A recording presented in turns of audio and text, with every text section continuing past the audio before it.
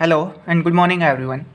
आज के इस लेक्चर में हम सॉलिड स्टेट फिजिक्स का एक इंपॉर्टेंट टॉपिक कवर करने वाले हैं जिसका नाम है experimental determination of stiffness constant. Means stiffness constant की वैल्यू हम आज के लेक्चर में एक्सपेरिमेंटली फाइंड करेंगे। किस टाइप से स्टिफनेस कांस्टेंट की वैल्यू एक्सपेरिमेंटली फाइंड की जाती है, ठीक है।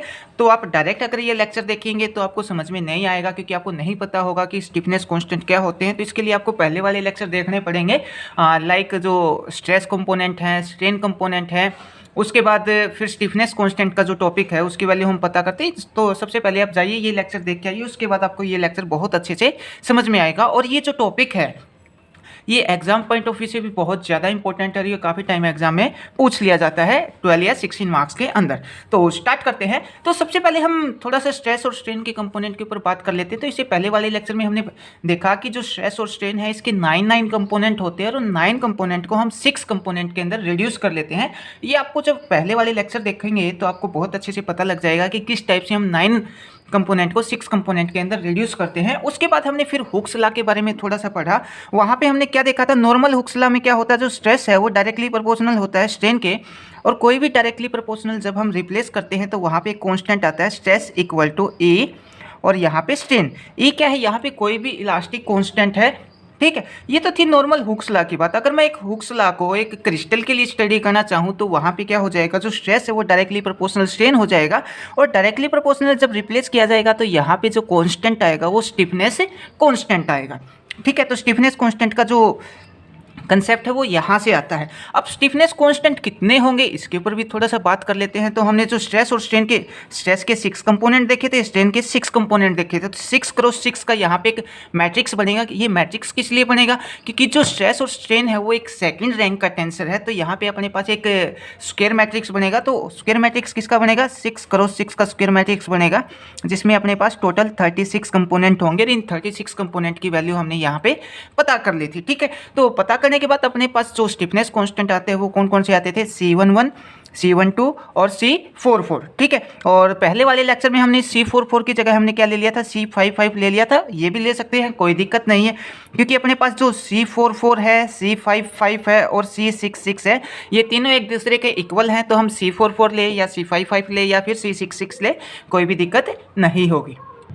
तो ये सब हमने पहले वाले लेक्चर्स के अंदर देख लिया था। और हमने यहाँ पे जो 6 क्रॉस 6 का जो मैट्रिक्स है वो कुछ इस टाइप का फाइंड किया था, जिसमें से हमने बहुत सारे जो एलिमेंट हैं या फिर बहुत सारी जो स्टिफनेस कांस्टेंट की वैल्यू वो हमने 0 कर दी थी, और मेनली अपने पास तीन ही स्टिफनेस कांस्टेंट बचते थे।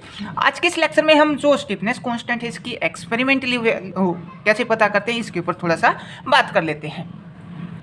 तो स्टिफनेस कांस्टेंट की एक्सपेरिमेंटली वैल्यू पता करने के लिए सबसे पहले हमें यहाँ पे क्वार्ट्ज का क्रिस्टल लेना पड़ेगा, और उस क्वार्ट्ज के क्रिस्टल के ऊपर हम हाई फ्रीक्वेंसी का इलेक्ट्रिक फील्ड अप्लाई करेंगे। मान लिया हमारे पास ये एक क्वार्ट्ज का क्रिस्टल है, ठीक है। ये अपने पास एक क्वार्ट्ज का क्रिस्टल है, हम यहाँ पे लिख देते हैं क्वार्ट्ज क्रिस्टल, और इसके ऊपर हमने हाई फ्रीक्वेंसी का इलेक्ट्रिक फील्ड हमने इसके ऊपर अप्लाई कर दिया। तो हम यहाँ पे करने क्या वाले हैं उसके ऊपर एक बार थोड़ा सा बात कर लेते हैं।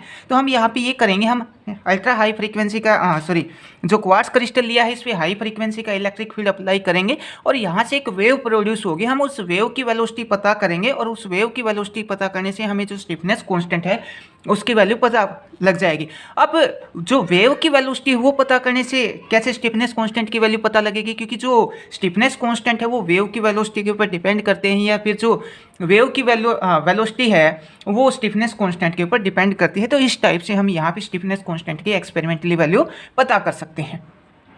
अब क्वेश्चन ये था कि वेव की वेलोसिटी को किस टाइप से फाइंड किया जाए, तो उसके लिए हमने ये एक्सपेरिमेंटल सेटअप लिया। हमने यहाँ पे लिया, अपने पास एक क्वार्ट्ज का क्रिस्टल है, इस पर हाई फ्रीक्वेंसी का इलेक्ट्रिक फील्ड हमने अप्लाई किया। तो जब हम हाई फ्रीक्वेंसी का इलेक्ट्रिक फील्ड या हाई फ्रीक्वेंसी का यूज करके हम स्टडी करते हैं तो उसको हम बोलते हैं अल्ट्रासोनिक इको पल्स टेक्निक, हम उसको बोलते हैं। उसके बाद नेक्स्ट पॉइंट में क्या होगा कि जब हम अल्ट्रा हाई फ्रीक्वेंसी का जो इलेक्ट्रिक फील्ड है वो हम इस क्वार्ट्ज क्रिस्टल के ऊपर अप्लाई करेंगे, तो ये क्वार्ट्ज क्रिस्टल एक ट्रांसड्यूसर की तरह बिहेव करेगा। ट्रांसड्यूसर क्या होता है इसके ऊपर भी थोड़ा बात करें। तो ट्रांसड्यूसर एक ऐसा डिवाइस होता है जो एक फॉर्म ऑफ एनर्जी को दूसरी फॉर्म ऑफ एनर्जी में कन्वर्ट करता है, या फिर हम यहाँ पे ये बोल सकते हैं ये सिग्नल को प्रोड्यूस भी करता है और सिग्नल को रिसीव करने का काम भी करता है। ठीक है, तो आई होप आपको ट्रांसड्यूसर का पता लग गया होगा। तो जब क्रिस्टल पे high frequency electric field apply किया जाता है तो वहाँ पे इस क्रिस्टल के ऊपर एक वेव प्रोड्यूस होती है और वो वेव फिर कहाँ किस तरफ जाती है, इस तरफ हम एक सैंपल क्रिस्टल लेके चलेंगे। ये हमने मान लिया ये अपने पास ए क्रिस्टल है, ये अपने पास बी क्रिस्टल, एक क्रिस्टल क्वार्ट्ज क्रिस्टल का है और जो बी क्रिस्टल है ये कोई भी हमने सैंपल क्रिस्टल मान लिया, सैंपल क्रिस्टल। ठीक है, तो जैसे ही वेव यहाँ से प्रोड्यूस होगी, हाई फ्रीक्वेंसी का इलेक्ट्रिक फील्ड अप्लाई करते ही जो क्वार्ट्ज क्रिस्टल है यहाँ से एक वेव प्रोड्यूस होगी। वेव प्रोड्यूस होते ही किस तरफ जाएगी, जो सैंपल क्रिस्टल है उस सैंपल क्रिस्टल की तरफ जाएगी, इससे टकराएगी या फिर रिफ्लेक्ट होकर ये वापस इसी तरफ आ जाएगी। ठीक है, कुछ इस टाइप का यहाँ पे होगा। तो हमने यहाँ पे मान लिया जब यहाँ पे हाई फ्रीक्वेंसी का इलेक्ट्रिक फील्ड अप्लाई करते हैं तो जब वेव प्रोड्यूस हुई, जिस टाइम पे वेव प्रोड्यूस हुई उस टाइम पे हमने टाइम मान लिया t1 और इन दोनों की जो विड्थ, इन दोनों के बीच में जो डिस्टेंस है वो हमने मान लिया d।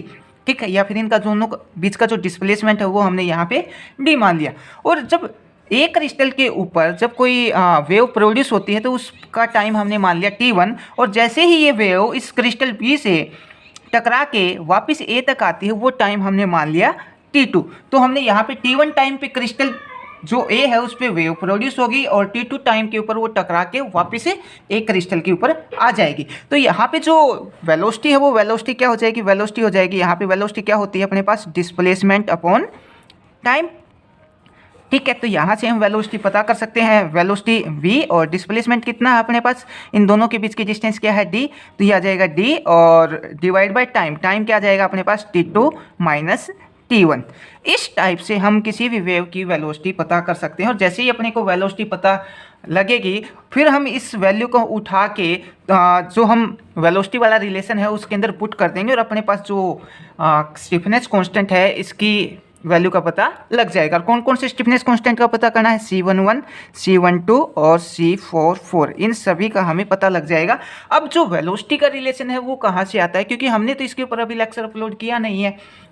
एक्चुअली जो वेव का प्रोपेगेशन है 1-1 डायरेक्शन के अंदर या फिर 1-0-0 डायरेक्शन में, इसके ऊपर अभी काम चल रहा है। ठीक है, जल्दी ही इसके ऊपर हम एक लेक्चर अपलोड कर देंगे कि किस टाइप से 1-1 डायरेक्शन के अंदर वेव का प्रोपेगेशन होता है डिफरेंट डायरेक्शन के अंदर। ठीक है, तो यहाँ पे हम जो वेलोसिटी का जो रिलेशन है वो हम डायरेक्ट यूज कर लेते हैं। वो क्या आता है अपने पास, ये आ जाएगा अपने पास